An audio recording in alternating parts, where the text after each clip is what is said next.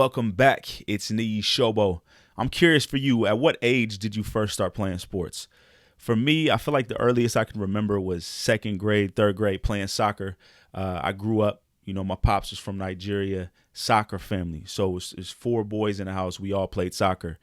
And from the time, from when I was in second, third grade, all the way to when I made it to the pros playing with the New Orleans Saints, I can remember several coaches at every stage, not just at the professional level.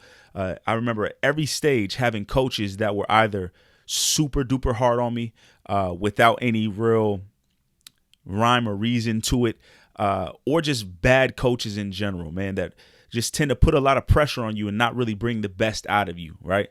And a lot of times this can affect you as a younger player, but what's funny is even as an older player, I struggled with these kind of hard coaches that would yell, that would scream, that would have these crazy high expectations for you. And sure enough, you find yourself really gripping, trying to make them happy, trying to impress them and looking over your shoulder. We've all seen the athletes who are always looking at the sidelines every 20 seconds to see if their coach approves of what they're doing or not. All right. So we've all had these type of coaches, and it's super, super difficult to deal with. And traditionally, what people will tell you is, first of all, a lot of people like to focus on the coach. You got your parents, you go crying at the coach and complaining, put my son in, and why are you talking to my son like that, and this and this and that, right? I'm not going to go that route at all. All right. So leave that for the people who want to try to change someone or some people or something that might not be able to be changed. All right. I think as long as we're playing sports in our society, we're going to have bad coaches. We're going to have coaches who are not very self-aware, who are going to put a lot of pressure on athletes, etc. My approach for you is to focus on what you can do. All right. What your approach needs to be to this problem. And it's going to be a lot different than other people are telling you. All right. So let's break it down. Here's a very, very clear set of rules that I want you to start implementing right now in order to make sure that having these type of coaches does not stop you.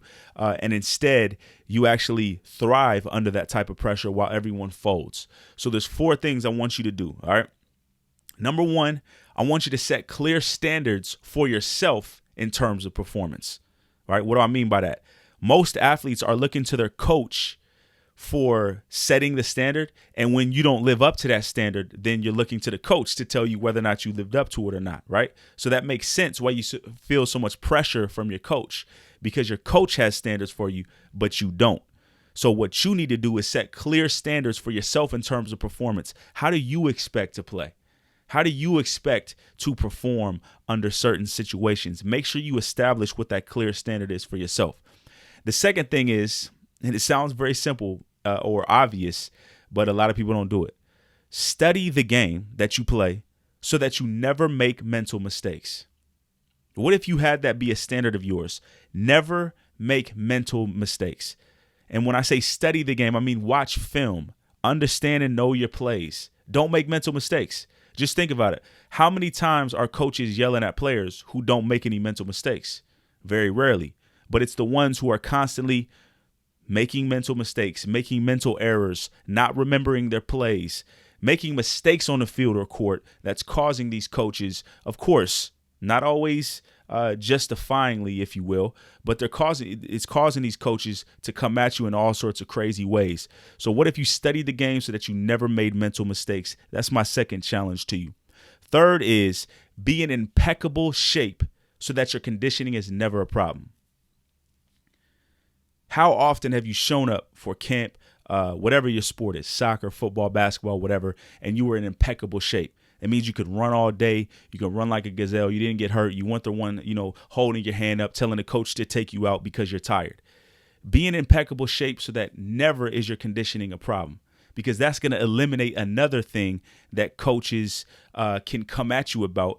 But because you're always on point, that's not a problem. All right. And then 4, prepare for your performance by putting pressure on yourself before game time. All right. Now, a lot of athletes don't do this. They wait till the game to get all up for the game and experience that thrill and that pressure. What you want to do is in practice, after practice, before practice, create pressure scenarios that you're exposing yourself to before it's time. That way, when you do get put under pressure, you're not looking at your coach wondering what they're going to say. You actually have confidence in yourself because you've done it before. So, for example, some very easy ways to do this is have certain drills that you do in a timed scenario and always try to keep it under that time. Give yourself conditioning tests. Right? Engage in competitions with other teammates outside of practice if you're able to incorporate these competitions within practice. All right? Because all that does is prepare you more for the pressure situations when, in fact, they do come. All right?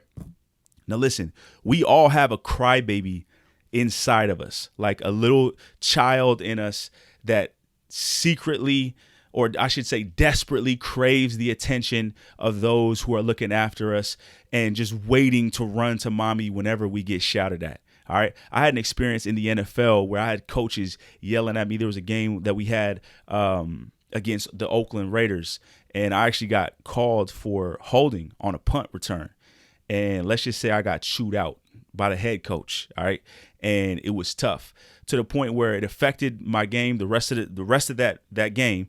And not only that, I found myself breaking down in tears to my brother the next day on the phone, just from all the pressure that I felt from trying to make everyone happy, from the pressure of trying to do well, of course, living up to my own standards as well. We all have that inner child in us. All right. So what you want to do is when you get to a certain level, it's no longer a baby's game. You see what I'm saying? So even though we have that part in us, we can't act like a baby when we get in those situations. We get to a certain situation where it's now a man's game or a woman's game. And this is where your focus has to shift. Does that make sense? So you have to preempt the pressure. You have to realize that the pressure is going to come and you have to preempt it. You got to protect that inner child in you by taking responsibility for all the pressure. So don't give the coach the responsibility of taking on the pressure for you, because guess what that coach is going to do when you fail? Because the coach feels all the pressure, it's going to take it out on you. What you want to do is you take on the pressure. You be mommy or daddy and say, nah, I got you. I'm going to make sure that we're prepared. You accept all responsibility for all pressure. And again, you shift the focus to you instead of trying to impress other people. Instead of trying to impress your coach, you look to impressing yourself. All right. So by doing this, by taking this approach, it really won't matter what type of coach that you have. You could have a great coach. You could have a sucky coach. You could have a mean coach who yells. You can have, a coach who's quiet on the sideline. It doesn't matter. If you ever watch Kobe Bryant, he's very rarely worried about what any coach is saying to him. Now, he obviously had great coaches most of the time, but he's not worried about coaches because he puts the highest standard on himself. All right. And here's the thing. When you take this approach, I guarantee you, number one, you're going to be improving a lot better. You're going to be in great shape. Your skills are going to be on point. But your coach is not going to mess with you as much. You know why? Because you're actually going to be prepared. And you're not going to be looking for his or her approval. You're going to be focused on yourself, and your teammates are going to come to trust you a whole lot more as well. And you're now going to be a leader on your team instead of a follower. All right. So think about those 4 principles as you continue.